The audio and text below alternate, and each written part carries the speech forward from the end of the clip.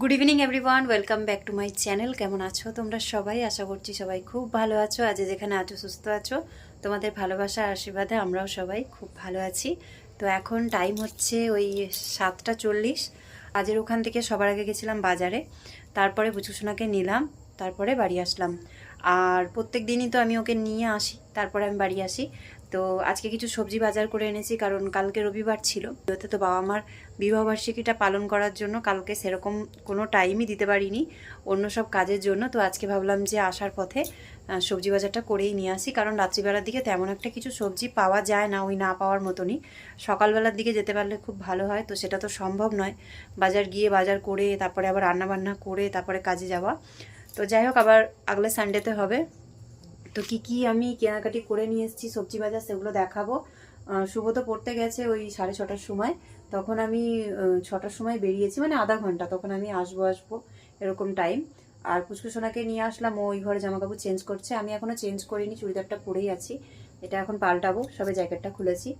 আর দিনের বেলা যে জামাকাপড়গুলো কেচে রেখে গেছিলাম শুভ সব তুলে রেখেছে, সেগুলো ভাঁজ করব। আর সন্ধেবেলা খাওয়ার জন্য টিফিন বাইরের থেকেই নিয়ে এসেছি, তোমাদেরকে দেখাবো। অনেক কদিন পর বাইরের থেকে নিয়ে আসলাম, কারণ বেশিরভাগই আমরা ঘরেই কিছু অল্প হালকা ফুলকা খেয়ে নিই। আমি তো মায়ের কাছ থেকে চা খেয়ে আসি, দিয়ে তারপর রাতে ডিনারটা তাড়াতাড়ি করে নিই। তো আজকে ভাবলাম একটু সন্ধ্যাবেলা কিছু টিফিন নিয়ে আসি, মানে মাই বলেছিল যে নিয়ে আয়। তো মাই পয়সা দিয়েছে, আজকে সন্ধ্যাবেলা টিফিন যেটা কিনেছি সেটার পয়সা মাই দিয়েছে। আর গাড়িটা একবারে কিছুক্ষণ পরে ভরবো, একটু মুছতে হবে, প্রচুর ধুলো লাগে। ডেলি ধরো সকাল থেকে সন্ধ্যে পর্যন্ত চলে, তো প্রচুর ধুলো লাগে। তো ওটাকে ভালো করে মুছতে হবে, মোছার পরে ঘর ঢোকাবো, আর তারপরে চার্জে বসাবো। প্রত্যেক দিন চার্জ দিতে হয়। আর আজকে 1 তারিখ থেকে আমি আবার দুধ নেওয়া শুরু করেছি। তো যেই দাদাটা আমাদের বাড়িতে দুধ দেয়, সেই দাদাটা বাবার বাড়িতেও দুধ দেয়, মানে ওখানেই বাবার বাড়ির ওখানেই বাড়ি। তো আমি বলে দিয়েছিলাম কালকে যে আজকের থেকে দুধ দিও, 1 তারিখ যেহেতু পড়ছে। আর দুধটা এখন খুবই দরকার, যেহেতু আমরা তেমন কিছু প্রোটিন ভিটামিন কিছুই খেতে পাচ্ছি না। ওই সকালবেলা আমি রান্নাটুকু করে রেখে যাচ্ছি, শুভ খাচ্ছে, রাতে এসে খাচ্ছি ঠিকই, কিন্তু আগের মতন ওই যে সপ্তাহে 2 দিন বা 1 দিন করে মাছ নেওয়া, তারপরে মাংস খাওয়া, ডিম খাওয়া, এগুলো কন্টিনিউ আগে যেটা হতো ঘন ঘন, কিন্তু এখন সেটা হয় না। তো ওই জন্য ভাবলাম যে না, দুধটা চালু করি। আর এখন তার কোনো অসুবিধা নেই, যেহেতু আমি বাইরে যাচ্ছি কাজে, তো এটুকু তো ছেলে মেয়ের জন্য খাওয়া দাওয়ার সুযোগ সুবিধাটা করে দেওয়াটাই দরকার আমার। তো ওই জন্য আমি ভাবলাম যে দুধটা নেওয়া শুরু করি। তো আজকে থেকে দেওয়া শুরু করেছে, 500 দুধ নিচ্ছি। মা আবার জাল দিয়ে সেটাকে রেখে দিয়েছিল, আমি যখন আসলাম তখন মা আবার বোতলে ভরে দিল, সেটাকে আবার আমি মানে বাটিতে ঢাললাম, নালে খারাপ হয়ে যাবে। তো মা গরম করে দিয়েছে বলে এখন আর গরম করব না, রাতে শোয়ার আগে ওই দুধটা গরম করে আমরা 3 জনে মিলে গ্লাসে করে নিয়ে খেয়ে নেব। তো আবারও 2 মাস কি 1.5 মাস পর আবার দুধ নেওয়া শুরু করলাম। তো যাই হোক, ছেলে মেয়েগুলো রাত্রিবেলা দুধটা খেয়ে শুলে পরে একটু শরীরের মধ্যে একটা আলাদা রকম দেখবে একটা এনার্জি আসে, তারপরে ঘুমটাও ভালো হয়। তো সেটাও হবে। আর আমারও সারাদিন কাজ করতে করতে তেমন কিছু খাওয়া দাওয়া হয় না, ওই অল্প করে দুপুরে কটা ভাত, সকালে অল্প কটা ভাত খেয়ে যাই। আর রাত্রিবেলা এসে, মানে এখন ঠান্ডার সময় তো বেশি খেতে ইচ্ছা করে না, তো রাতেও সেই অল্প কটা ভাত, মানে যেটা একবার খেতাম সেটা এখন ভাগে ভাগে 3বার খাই, এরকম হয়ে গেছে। খাওয়া দাওয়ার লিমিট একদম কমে গেছে। রান্না করছি কিন্তু খেতে পাচ্ছি না। তো যাই হোক, চলো এবার আমি চেঞ্জ করি, সবার আগে মুখটুকগুলো ধুই, ফ্রেশ হই, তারপরে তোমাদের সাথে ব্লগটা পরে শেয়ার করছি আর দেখাচ্ছি কি খাবার জিনিস আনলাম। দুধটা বাটিতে ঢেলে রেখেছিলাম তোমাদেরকে যেমনটা বললাম, আর এই ঝুড়ি ঢাকা দিয়ে এই ঘরেই রাখবো, কারণ আমাদের ওই ঘরে খুব ইঁদুরের উৎপাত। আর এখানে 2টো থালা নিয়ে এসেছি, এটাতে পুচকুসোনাকে দেব, আর এটার মধ্যে আমাদেরটা বেড়ে রাখবো। শুভ এখনও আসেনি টিউশন থেকে, তো ওই জন্য শুভ আসবে, তারপরে আমারটা শুভরটা আবার গরম করতে হলে গরম করে নেব। তো এখানে আছে 1/2 প্লেট, আর এখানে আছে 1 প্লেট। এর ভেতরে কি আছে বলো তো? চাউমিন। মা হঠাৎ করে, আমি আসছি যখন, বাজারে যাব বলেছিলাম, আমি প্রত্যেকদিন অফিস থেকে বেরোবার সময় ফোন করে দিই শুভ আর পুচকুসোনাকে যে আমি এখন বেরোচ্ছি, নাহলে সবাই তো চিন্তা করে যে কখন আসবে। কিছু কিছু দিন লেট হয়ে যায়, যেমন আজকে লেট হয়ে গেছে, আজকে বেরিয়েছি 6টার সময়, অন্য দিন বেরোই 5টা থেকে 5:30টার মধ্যে। তো তারপরে মা বললো যে তাহলে অল্প করে চাউমিন নিয়ে আয় সবার জন্য। তো সময় নেই বলে ওই বাড়িতে বসে আর খেতে পারলাম না, ওদের জন্য মা বলেছিল 1.5 প্লেট, ওই বাড়িতে দিয়ে এসেছি। বাবা, মা, ভাই, বোনের মেয়ে, ওরা সবাই খাবে। আর এখানে 1.5 প্লেট আছে আমাদের 3 জনের জন্য। তুই কিছু নিবি, সস নিবি বা কোনো কিছু নিবি? না কিচ্ছু নিবি না? না ফোন দেখতে দেখতে খাবি? এটা তো বিশাল ব্যাপার। স্যালাড দেবো? টাকা লজ্জা লাগছে নাকি সবার সামনে মুখ দেখাতে যে ফোন দেখে দেখে খায়? ফোন ছাড়া চলে না।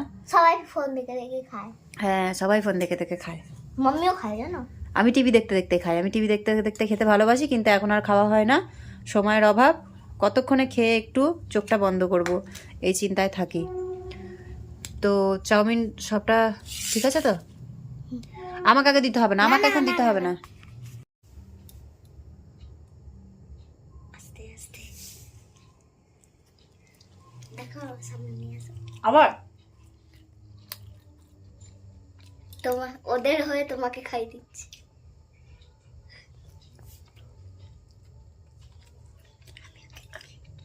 তো এখন আমি দুবার কাছ থেকে ট্রাই করলাম, ভালো হয়েছে, বেশ ভালো লাগছে, তাই না? ওরা অনেক কিছু দেয় তো এর মধ্যে, ভালোই লাগে। তো পুচকুসোনা শসার ইয়ে নেয়নি, পেঁয়াজ নেয়নি।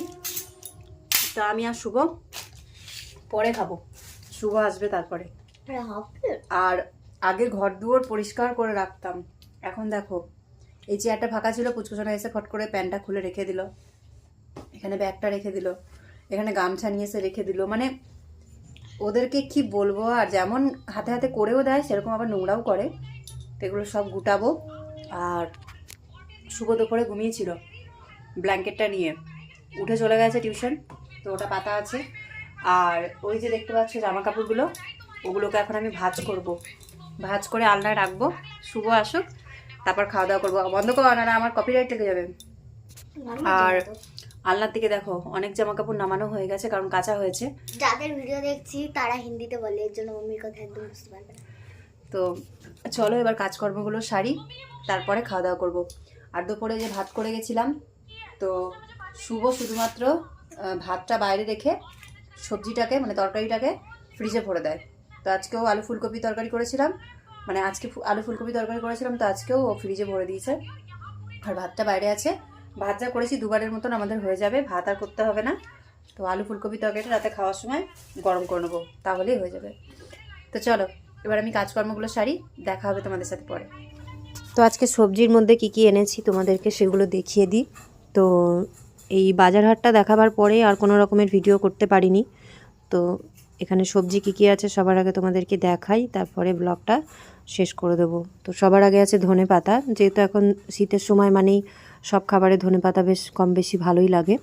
তারপরে নিয়েছি একটা গাজর, অনেক দিন হয়ে গেছে গাজরের হালুয়া করিনি, তো ভেবেছি যে একটা গাজর নিয়ে যাই, অল্প করে একটু হালুয়া করব। শীতের দিনে দেখবা বাড়ির কোনো পিঠে পায়ে সেসব জিনিসগুলো গরম গরম বেশ ভালো লাগে। আর তারপরে রয়েছে 250 কুমড়ো, এখানে রয়েছে শসা।